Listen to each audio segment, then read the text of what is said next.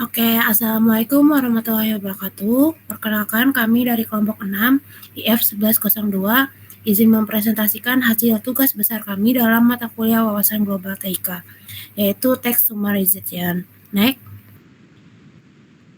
Di sini kami beranggotakan 4 orang, di mana saya sendiri Aisyah Anis Mazaya dengan NIM 23111002095, Dwi Hesti Aryani dengan NIM 23111002094, Zarina Antika Malahati dengan NIM 23111002110, dan yang terakhir ada Alifatus Sabrina Amalia dengan NIM 23111002225. Next. Oke, pendahuluan. Di era digital, dokumen panjang sulit dipahami secara cepat. Oleh karena itu, text summarization dibutuhkan untuk merangkum informasi secara otomatis dan efisien. Presentasi ini mereview beberapa jurnal yang membahas metode text summarization, mencakup identitas jurnal, ringkasan isi seperti masalah, tujuan pustaka, metode, dan hasil, serta analisis kelebihan dan kekurangan setiap jurnal. Next. Konsep umum. Text summarization adalah proses menghasilkan ringkasan dari teks panjang secara otomatis. Terdapat dua pendekatan utama. Yang pertama, ekstratif yang mengambil kalimat penting langsung dari teks, dan abstraktif yang menyusun ulang kalimat baru berdasarkan pemahaman isi. Berbagai metode dan algoritma yang telah dikembangkan untuk mencapai tujuan ini secara efisien dan relevan. Next. Oke, untuk jurnal yang pertama dengan judul Text Summarization menggunakan metode TF, IDF, dan Naive Bayes Classifier yang ditulis oleh Ahmad Fawaid dan Ismaul Haq pada tahun 2020 berdasarkan sumber jurnal Saintek UIN Maulana Malik Ibrahim Malang. Next. Untuk ringkasan isinya, peneliti pertama menggunakan kombinasi metode TF-IDF untuk penilaian kata penting dan Naive Bayes sebagai klasifikasi. Sistem menghasilkan ringkasan yang cukup akurat meskipun evaluasinya belum menggunakan metrik objektif seperti Raunch. Kelebihannya terletak pada integrasi statistik dan machine learning, namun kelemahannya adalah tidak adanya perbandingan dengan metode lain. Selanjutnya akan dijelaskan oleh teman saya.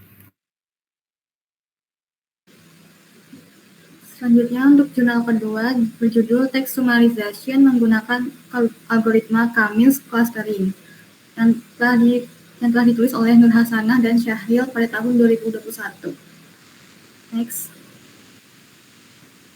Untuk hasil reviewnya ialah pendekatan Cummins Clustering digunakan untuk mengelompokkan kalimat dan memilih kalimat representatif dari tiap klaster. Metode ini unggul karena tidak memerlukan data training dan fleksibel untuk berbagai topik. Namun kelemahannya terletak pada kepekaan terhadap jumlah klaster yang dapat memengaruhi kualitas ringkasan. Next. Jurnal ketiga ialah berjudul Perbandingan Metode Lexran dan LSA pada Text Summarization. Ditulis oleh Amelia Pratiwi dan Ivan Fanani pada tahun 2023. Next. Ringkasan isinya, penelitian ini membandingkan dua metode populer yaitu Lexran dan LSA. Evaluasi ini dilakukan secara objektif menggunakan metrik Roach, dan hasilnya menunjukkan bahwa Lexran lebih relevan sementara LSA lebih cocok untuk dokumen panjang.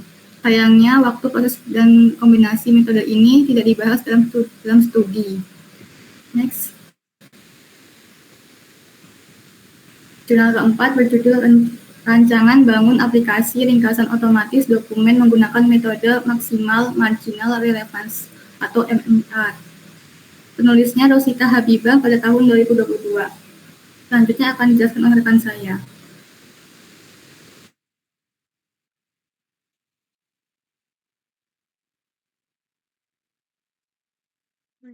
Yang selanjutnya yaitu ada ringkasan isi dari jurnal sebelumnya, yaitu penelitian menggunakan metode MMR yang berfokus pada pengurangan informasi yang berulang. Sistem ini cukup efektif dalam memilih kalimat yang informatif dan tidak redundan. Namun kelemahan utamanya adalah evaluasi yang bersifat subjektif dan tidak menggunakan metrik kuantitatif.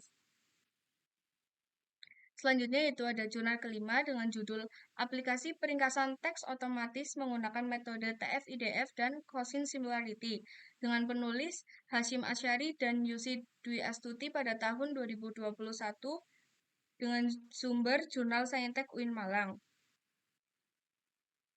Ringkasan isi dari jurnal tersebut yaitu metode sederhana ini menghitung kemiripan antar kalimat menggunakan Gaussian Similarity setelah pembobotan kata dengan TF-IDF. Hasil menunjukkan ringkasan yang cukup mirip dengan ringkasan manual, namun masih bersifat subjektif dan kurang tepat untuk dokumen non-naratif seperti artikel ilmiah. Next. Selanjutnya yaitu jurnal ke-6 dengan judul Peringkasan Teks Otomatis pada Artikel Berbahasa Indonesia Menggunakan Algoritma LexRank dengan penulis Halimah, Surya Agustian, dan Siti Ramdhani pada tahun 2022 dengan sumber jurnal Kosintek volume 3 nomor 3 Universitas Muhammadiyah Riau. Dengan ringkasan isi, dengan menggunakan dataset besar dan evaluasi Roach, penelitian ini menggunakan bahwa LexRank mampu merangkum artikel berbahasa Indonesia dengan baik. Evaluasi yang komprehensif menjadi keunggulan meskipun fokusnya hanya pada satu metode tanpa perbandingan langsung. Selanjutnya itu ada jurnal ke-7 dengan judul Peringkasan Teks Otomatis Menggunakan Metode Latin Semantik Analisis pada Artikel Berita Ekonomi yang ditulis oleh Mamat Henry Fernando Sianturi, Ahmad Ridok, dan Edi Santoso pada tahun 2023 dengan sumber Jurnal Pengembangan Teknologi Informasi dan Ilmu Komputer Universitas Brawijaya. Untuk yang selanjutnya akan dijelaskan oleh rekan saya. Baik, selanjutnya ringkasan isi dari jurnal ke-7 yaitu dengan menggunakan dataset besar dan evaluasi Roach, penelitian ini menunjukkan bahwa LexRank mampu merangkum artikel berbahasa Indonesia dengan baik. Evaluasi yang komprehensif menjadi keunggulan, meskipun fokusnya hanya pada satu metode tanpa perbandingan langsung. Jurnal ke-8 yaitu dengan judul Text Summarization terhadap berita bahasa Indonesia menggunakan dual encoding, penulis Made Dwiki Budi Laksana, Ain Eka Karyawati, Luh Arida Ayurah Ning Putri, Iwayan Santiasa, Angurah Agus Sanjaya R, dan I Gusti Agung Gede Arya Kadnianana pada tahun 2022 dengan sumbernya yaitu Jurnal Elektronik Ilmu Komputer Udayana volume 11 nomor 2 November 2022. Dengan ringkasan isinya, penelitian ini mengimplementasikan metode abstraktif dengan struktur deep learning modern yaitu dual encoding menggunakan GRU. Evaluasi dilakukan menggunakan Roach dan validasi silang. Meski hasilnya cukup menjanjikan, penelitian ini belum membandingkan dengan metode lain dan kurang menjelaskan efisiensi komputasi. Selanjutnya ada perbandingan umum metode. Setiap metode memiliki kekuatan dan kelemahan masing-masing. Metode klasik seperti TF-IDF cocok untuk pendekatan sederhana, sedangkan metode modern seperti dual encoding lebih unggul dalam pemahaman semantik, evaluasi objektif, skala dataset, dan jenis pendekatan menjadi indikator penting dalam memilih metode yang tepat. Yang terakhir yaitu kesimpulan, text summarization menjadi teknologi penting dalam pengolahan informasi digital. Terdapat berbagai pendekatan yang telah diuji dengan hasil yang bervariasi. Evaluasi objektif seperti Roach dan penggunaan dataset besar sangat disarankan untuk memastikan kualitas sistem. Pengembangan ke depan perlu mengeksplorasi metode gabungan dan mengutamakan efisiensi serta akurasi.